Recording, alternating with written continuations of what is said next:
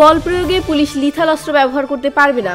অপ্রাণঘাতী অস্ত্র, sound grenade, জলকামান, কাঁদানে গ্যাসের sell দিয়ে দাঙ্গা দমন ও পরিস্থিতি নিয়ন্ত্রণ করতে হবে, এমন সুপারিশ করবে পুলিশ সংস্কার কমিশন। একই সঙ্গে পুলিশ কমিশন গঠন ও পুলিশকে রাজনীতির প্রভাব থেকে মুক্ত রাখার সুপারিশ করা হবে।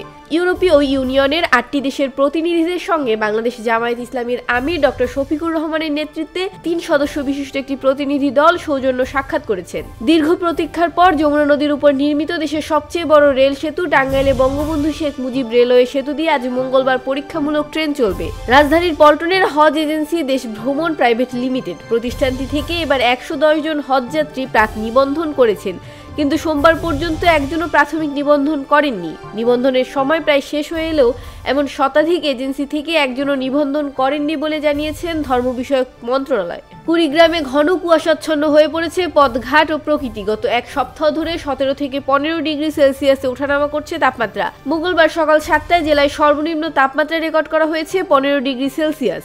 বাংলাদেশ সম্মিলিত সনাতনী জাগরণ জোটের মুখপাত্র ইসকন নেতা চিন্ময় কৃষ্ণ দাসের মুক্তি দাবি করেছে ভারতের পশ্চিমবঙ্গ রাজ্য বিজেপি। এমনকি তাকে মুক্তি না দিলে বাংলাদেশ সীমান্ত সনাতনীরা অবরোধ করবে বলেও হুমকি দিয়েছে রাজ্যটির বিরোধী দলনেতা শুভেন্দু অধিকারী। একই সঙ্গে কলকাতার বাংলাদেশ ডেপুটি হাইকমিশনের সামনে বিক্ষোভেরও হুমকি দিয়েছেন তিনি।